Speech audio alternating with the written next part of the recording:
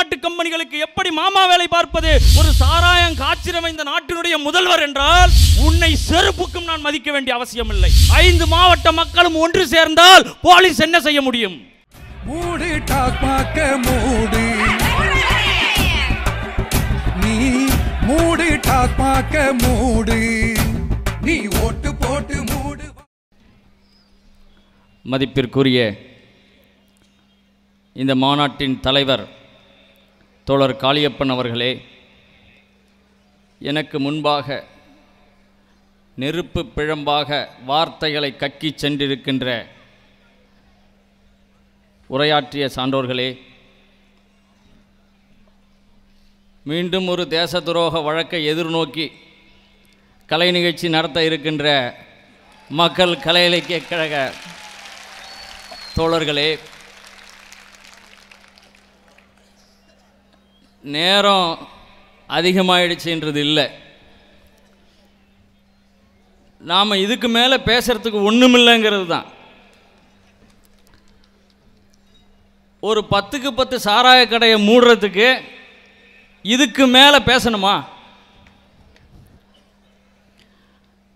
அப்போ ஏன் முடியல, முடியாதுன்னு சொல்கிறவங்க யாருன்னு கேட்டிங்கன்னா ஒன்றுமே செய்யாதவங்க தான் சொல்கிறாங்க. நீ என்ன பண்ணிட்டு இப்போ அதை மூடணும்னு நீ எதிர்பார்க்குற? அப்போ காவல்துறையினருக்கு ஒரு லாங்குவேஜ் இருக்குது, அவர்களுக்கு புரிகின்ற மொழி. மக்கள் சட்டத்தை கையில் எடுத்துக்கிடக்கூடாது, எடுத்துக்கிட்டாங்கன்னா அது நமக்கு ஆபத்து. அப்போ சட்டத்தை கையில் எடுத்துக்கணும்னா எப்படி? என்னுடைய மனைவி கண்முன்னே தீப்பற்றி எரிவதை நான் அணைச்சி இன்றைக்கி என்னோட பிள்ளைங்களுக்காக நடைபெணமாக உயிர் வாழ்கிற அந்த நாகராஜி சட்டப்படி நடக்கணும்னு எப்படி எதிர்பார்க்க முடியும்?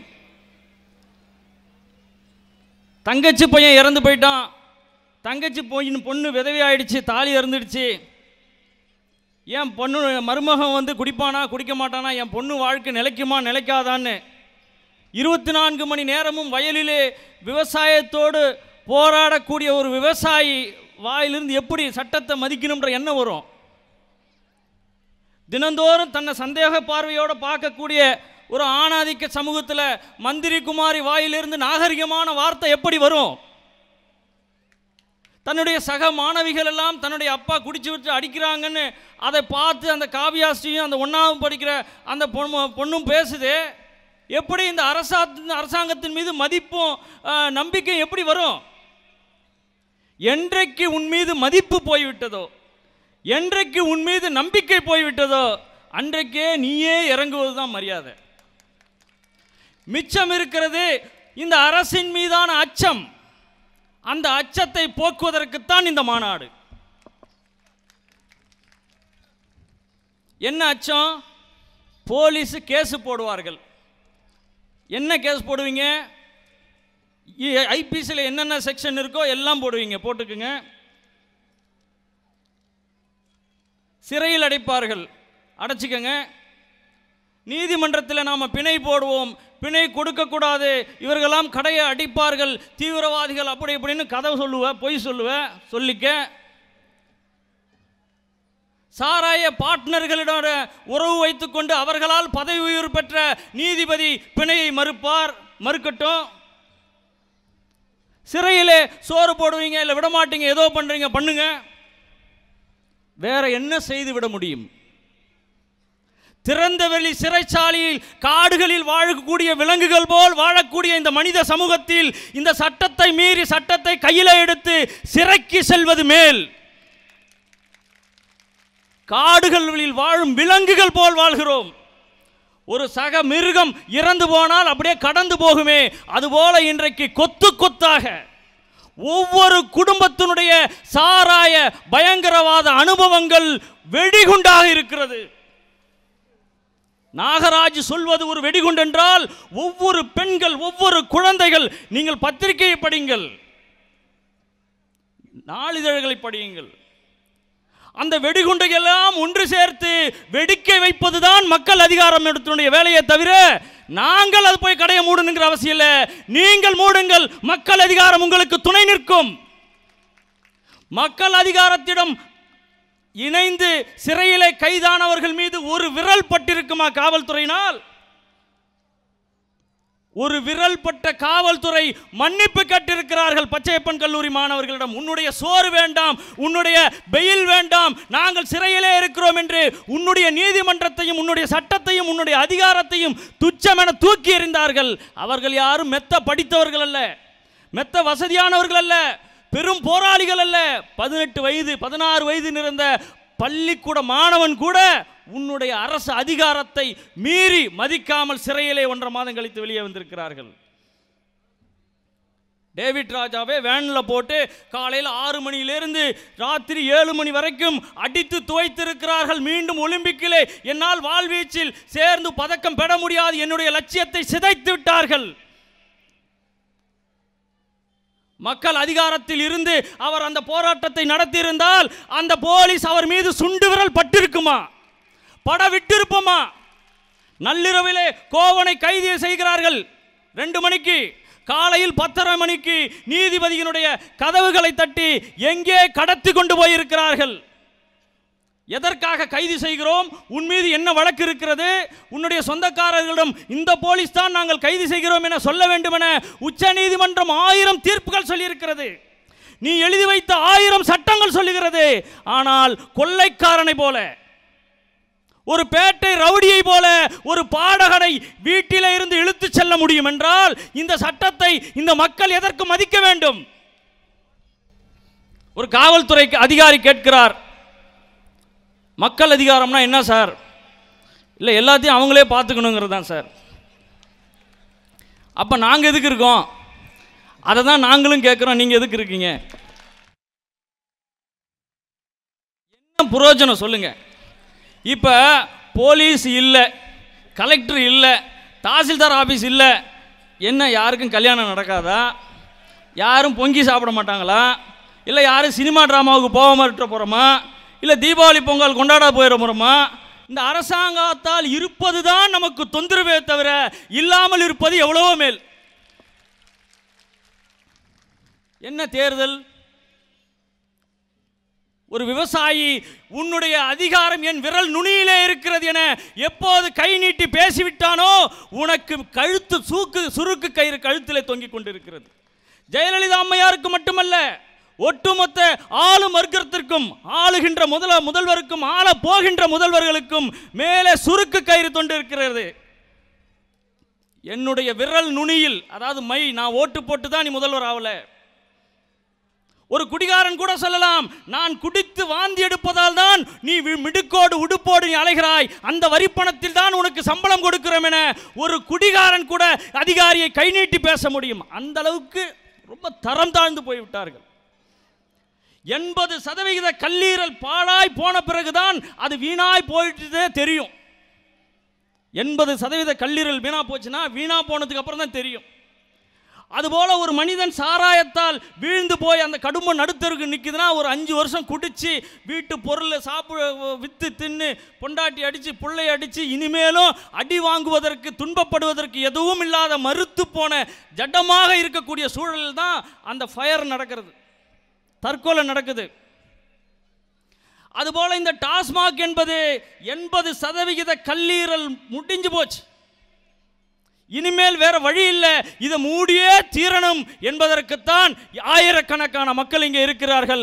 ஆயிரக்கணக்கான மக்கள் தமிழகம் எங்கும் மூட வேண்டும் என பேசுகிறார்கள். டாஸ்மாக்கு மட்டும் இல்லைங்க, எதில் கல்லீரல் வீணா போகாமல் இருக்கு? என் வீடுக்கு நான் தான் ஓனர்னு சொல்கிறதுக்கே நான் பணம் கொடுக்கணும், என் அப்பனுக்கு நான் தான் புள்ளன்னு சொல்கிறதுக்கு பணம் கொடுக்கணும், எங்கள் அப்பா தான் இறந்து போனார்னு சர்டிஃபிகேட் வாங்குறதுக்கு நான் பணம் கொடுக்கணும். இதெல்லாம் நேர்மையான ஊழல். கொள்ளை, வருமானத்துக்கு அதிகமாக சொத்து சேர்க்கிறது எத்தனை விதம்? யார் அமைச்சர்கள்? சட்டமன்றத்தில் என்ன நடக்குது? பாராளுமன்றத்தில் என்ன நடக்குது? நீதிமன்றத்தில் என்ன நடக்குது?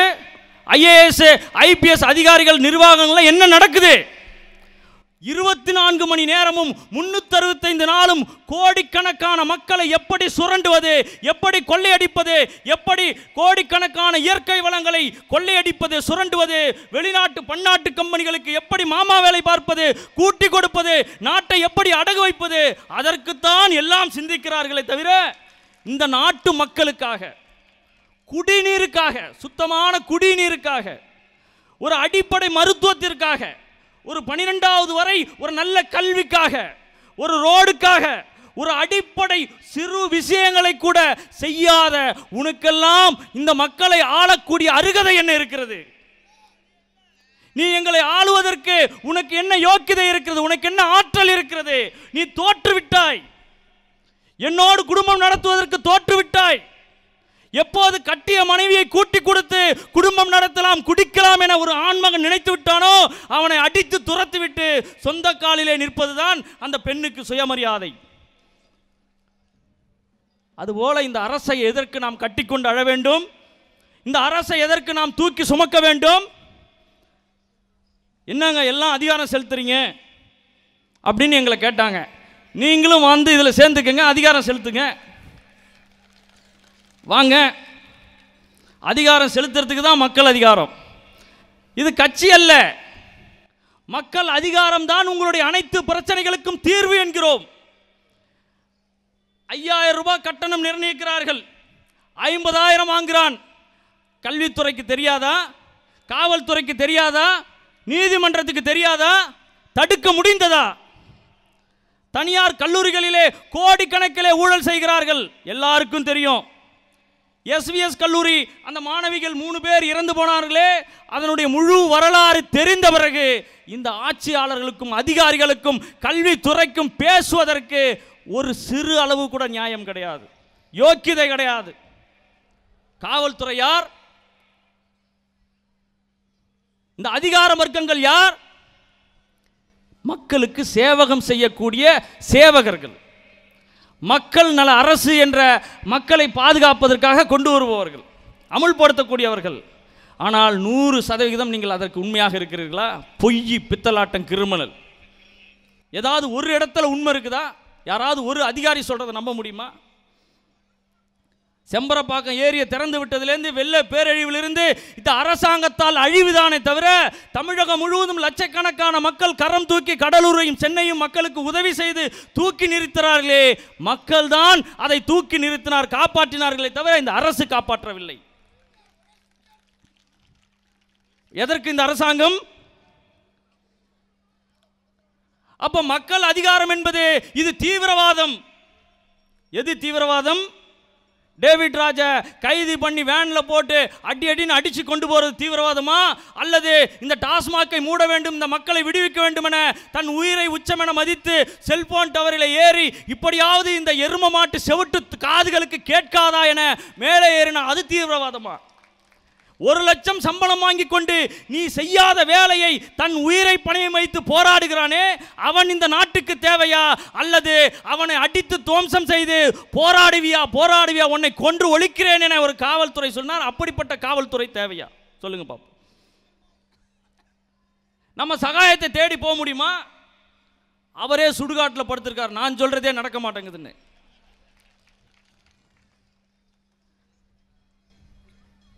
ஊரில் கண்ணு தெரியலன்னா சென்டிமெண்ட்டாக கண்ணப்பர்னு பேர் வைப்பாங்க கிராமங்களில்.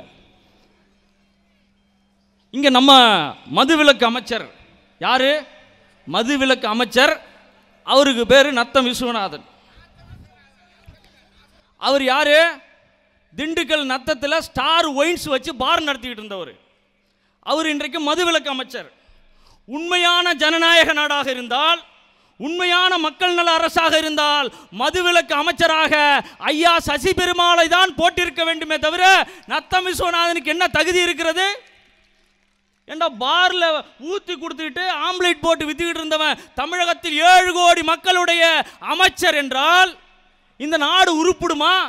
இதை பேசுவதற்கு நமக்கு வெட்கப்பட வேண்டாமா? டாக்டர் படிப்புங்கிறான், பெரிய எம்பிங்கிறான், எம்ஹெச்ங்கிறான், என்னென்னமோ சொல்றான். ஆனால் நீங்கள் பேசல. சாதாரண மக்கள் மந்திரி குமாரியும் ஆனந்தி அம்மாளும் தான் வந்து மேடையில் பேசுறாங்க, தெய்வக்கண்ணு தான் பேசுறாங்க. மெத்த படித்த மேதாவிகள் அரசிடம் அச்சப்படவில்லை, அரசிடம் கூட்டாளிகளாக இருக்கிறார்கள்.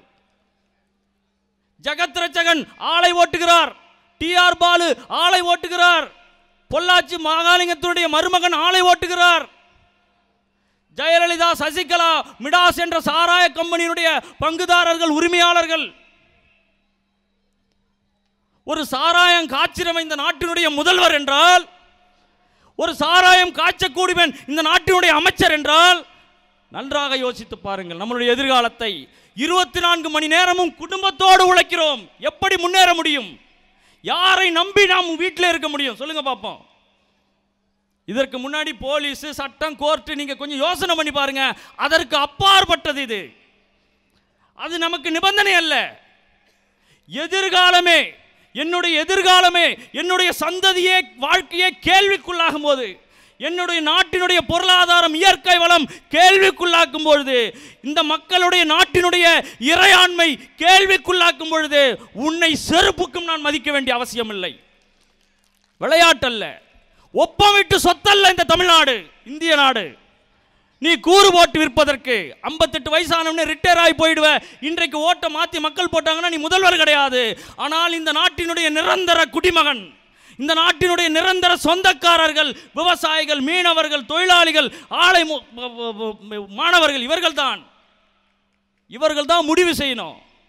ஆனால் மாணவர்களை கேட்காமல் நீ தனியார் கல்விக்கு கொடுக்கிறாய், மாணவர்கள் தலையெழுத்தை மாற்றுகிறாய், விவசாயிகளை கேட்பதில்லை, விவசாயிகளுடைய வாழ்வை அளிக்கிறாய், பெண்களை உடைய வாழ்க்கை அளிக்கிறாய். என்னை கேட்டாய் ஏதாச்சும்?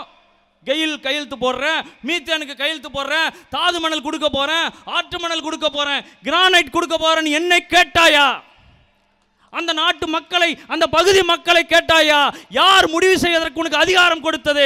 நீ IAS ஆக இருக்கலாம், IPS ஆக இருக்கலாம், தலைமைச் செயலாளராக இருக்கலாம். அனைத்தும் நாங்கள் வழங்கிய, நாங்கள் பாதுகாக்க, நாங்கள் ஏற்றுக்கொண்ட அதிகாரம். நாங்கள் ஏற்க மறுக்கிறோம். இன்றைக்கு உன்னுடைய அதிகாரத்தை ஏற்க மறுக்கிறோம். ஏனென்றால் நீ எனக்கு எதிராக போய்விட்டாய், என்னை பாதுகாக்காமல் எனக்கு எதிர்நிலையாக போய்விட்டாய், என்னை பாதுகாக்கின்ற அருகையை இழந்து விட்டாய், இந்த நாட்டை ஆளுகின்ற தகுதியை இழந்து விட்டாய். எதற்கு நான் ஏற்றுக்கணும்? மரத்தில் கல் வடிஞ்சு கல் குடிச்சதை மதுன்னு சொல்லி அந்த காவியாஸ்ரீ பெண்ணு படித்தாங்கல்ல, குடித்தவன், மது குடித்தவன் செத்தவனுக்கு சமம். திருவள்ளுவர் 2000 வருஷத்துக்கு முன்னாடி பாடினான்னு. ஏங்க இன்னைக்கு இண்டஸ்ட்ரி வச்சு, தொழிற்சாலை வச்சு எப்படி ஒரு பனியன் உற்பத்தி பண்ணுறாங்களோ, எப்படி ஸ்பேர் பார்ட்ஸு உற்பத்தி பண்ணுறாங்களோ, அதுபோல் இண்டஸ்ட்ரி தொழிற்சாலை வைத்து சாராயத்தை காய்ச்சி அவங்களுக்கு மக்களுக்கு விற்கிறாங்களே, அதை விற்பவர்களெல்லாம் கல்வி முதலாளிகளும் இந்த நாட்டினுடைய அமைச்சர்களும் இந்த நாட்டினுடைய முதலமைச்சர்களும் என்றால் நன்றாக யோசித்து பாருங்கள். 2011 சசிகலா அம்மையார் ஜெயலலிதா அம்மையாரிடம் சண்டை போட்டுக்கொண்டு வீட்டை விட்டு போய்விட்டார். அவர் போகிறதுக்கு 3 நாளைக்கு முன்னாடி அந்த மிடாஸுடைய சம்பந்தப்பட்ட 11 நிறுவனங்களுக்கும் இயக்குனராக இந்த ராமசாமி இருக்காம பாருங்க, மெத்த படித்த அறிவாளி, அந்த ஆளை கொண்டு வந்து டைரக்டராக போடுறாங்க ஜெயலலிதா. நல்லா யோசனை பண்ணி பாருங்க. ஒரு மீடியம் கோட்டர் வந்து 75 ரூபா, அதுக்கு எக்ஸைஸ் டியூட்டி 25 ரூபா. ஏங்க நல்லா பாருங்க, 25 ரூபா வரி, அதுக்கு 1020 வரி, 37 ரூபா சேல் டாக்ஸ் விற்பனை வரி, 3 ரூபா வந்து போக்குவரத்து செலவு, அதெல்லாம் அப்புறம் பாட்டிலு எல்லாம் போச்சுன்னா அதில் ஊற்றுற சரக்குனுடைய விலை என்ன தெரியுங்களா? 2 ரூபாய்க்கு மேலே கிடையாதுங்க. இன்றைக்கு 1 கோடி ரூபா 1 லட்ச ரூபா நான் சம்பாதிச்சேன்னா 30%, 30,000 ரூபா வரி கட்டினேன்னா அந்த பிளாக் மணி என்னுடைய வெள்ளையாக மாறிடும், சட்டப்பூர்வ வருமானம் ஆகிடும். ஆனால் 75 ரூபா கொடுத்து 80 ரூபா கொடுத்து குடிக்கக்கூடிய ஒரு பாட்டிலில் 2 ரூபா தான் சரக்கு. அந்த குடிகாரப்பேருந்து இந்த அரசாங்கம் வரியா எவ்வளோ? கட்டாய வரியா கிட்டத்தட்ட 65 ரூபா. என்னங்க அநியாயம்! நாட்டில் பெரும்பகுதி மக்களை போதைக்கு அடிமையாக்கிட்டு அவங்ககிட்ட இப்படி வந்து ஒரு பாட்டிலுக்கு ஒரு டீனா கூட 6 ரூபா விற்கிது. சர்க்கரை போடணும், டீ தூள் போடணும், இப்போ சுடு தண்ணி வைக்கணும், பாலை காய்ச்சினா அதுக்கு ஒரு ஆள் போடணும். ஆனால் இண்டஸ்ட்ரி அப்படியே போடுற எந்த தர நிர்ணயமும் கிடையாது. எந்த கட்டுப்பாடும் கிடையாது. எத்தனை குடும்பத்தில் அரிசி பருப்பு வாங்க வச்சிருந்த காசு, எத்தனை பெண்களுடைய தாலியர், எத்தனை புடைய பித்தளை பாத்திரம், கடப்பாறை மண்வெட்டியெல்லாம் வச்சு குடிக்கிறாங்க. குடிச்சிட்டா எதை வேணாலும் செய்யலாம், குடிக்கிறதுக்காக எதை வேணாலும் செய்யலாம். ஒரு மனிதன் குடித்த பிறகு அவன் அடுத்த தாக்குதல் பெண்கள் தான்.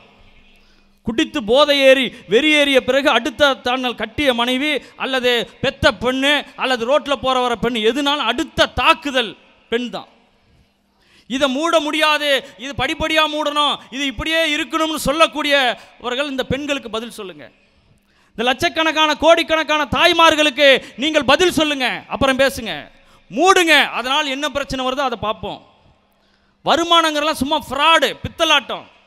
4 லட்சம் கோடி ரூபாய் பெரும் முதலாளிகளுக்கு தாரை வார்த்திருக்கிறார்கள். வராக்கடனாக, வரி தள்ளுபடியாக எவ்வளவு சலுகைகள், கோடிக்கணக்கில். வருமானம் இல்லை என்பது சொல்லுவது சுத்த போய். அப்போ சட்டம் என்பதெல்லாம் இங்கே மக்களுக்கு கிடையாது. இந்த மாநாட்டினுடைய அனுமதி கூட நாங்கள் போலீஸ்கார் கொடுக்க மாட்டார்கள் தான் நினைச்சோம். ஆனால் காவல்துறைக்குள்ளும் சில ஈர மனதுடைய அதிகாரிகள் இருப்பதால் தான் இந்த அனுமதி கூட இங்கேயே கிடைத்தது. இல்லை என்றால் நீதிமன்றத்திற்கு போயிருக்கணும். அப்ப ஒட்டுமொத்த மக்கள் இதை எதிர்க்கிறார்கள். நாங்கள் வேண்டாம் மூடு என சொன்ன பிறகு நீ முதலில் மூடு, மற்றதை பிறகு பேசிக்கொள்ளலாம். அதுதான் நாங்கள் ஏன் முடியாது, மூட முடியாதுன்னு சொன்னா ஏன் முடியாது? மேலப்பாளையூர் கிராமத்திலே ஊர் மக்கள் அனைவரும் ஒன்று திரண்டு நாங்கள் கடையை திறக்க விட முடியாது என்று மறித்து நின்றோம். 15 பேர் 1 மாதம் சிறையில் இருந்தோம். என்னோடு சிறையில் இருந்தவர் அந்த தெய்வ கண்ணுலாம். இன்றைக்கு வரைக்கும் கடை திறக்கல. எங்க ஊர் மக்கள்லாம் 1 மாதம் சிறையில் வச்சுட்டு நீ கடையை திறப்பியா? கடையை திறக்க நாங்கள் விடமாட்டோம் என அனைத்து மக்களும் மறித்தார்கள். அந்த டாஸ்மாக்கு இடம் கொடுத்த வீட்டு உரிமையாளர் நான் திறக்க அனுமதிக்க மாட்டேன் என அவரும் மறித்து நின்றார். அப்ப முடியாது என்பதல்ல. ஜெயலலிதா பெரிய போலீஸ் நினைச்சா எதை வேணாலும் பண்ணுவார். இந்த பூச்சாண்டிலாம் கிடையாது. காவல்துறை கைது செய்து கொள், வழக்கு போடு, ரிமாண்ட் செய், நான் சிறைக்கு செல்கிறேன், ஆனால் டாஸ்மாக்கை மூடுகின்ற வரை என்னுடைய போராட்டம் நிற்காது என நாம் முடிவெடுத்து விட்டால் கட்சிகள் எல்லாம் நம் பின்னே வருவார்கள், பத்திரிகைகள் எல்லாம் நம் பின்னே வருவார்கள். இது ஒரு கட்சியினுடைய பிரச்சனை அல்ல, லட்சக்கணக்கான மக்களுடைய எதிர்கால வாழ்க்கை, மனித வளம். ஒருத்தனுடைய சிந்தனையை மழுங்கடித்து விட்டால் அவனை வைத்து எதை வேணாலும் செய்து விடலாம். சிந்திக்கும் மனிதனிடம்தான் நீங்கள் எதையும் பேச முடியும். இந்த 2 விரலுக்கு அர்த்தம், ஒன்று போலீஸ், இன்னொன்று போதை. இதுதான் இந்த இரட்டலையினுடைய சாரக மந்திரம், போதை போலீஸ். ஜெயலலிதா அம்மையார் இரட்டலைக்கு வாக்களியுங்கள் என்றால் ஒரு கை போலீஸ், இன்னொரு கை போதை. இதுதான் கண்முன்னே ஆட வேண்டும் மக்களுக்கு.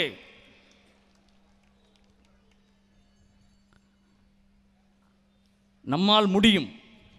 இந்த டாஸ்மாக்கை மூடியே தீர வேண்டும் என இங்கு வந்தவர்கள் அனைவரும் ஒரே குரல், ஒரே தீர்மானமாக நாம் பிரகடனமாக முடிவெடுத்து விட்டால் தேர்தலுக்கு முன்பாக மக்கள் அதிகாரம் எங்கள் அமைப்பதல்ல, மக்களுடைய அமைப்பு, மூடி காட்ட முடியும். நாங்கள் உறுதியாக நம்புகிறோம். இது சாதனையோ சவாலோ அல்ல, அதற்கான அடிப்படை, அதற்கான நியாயங்கள்.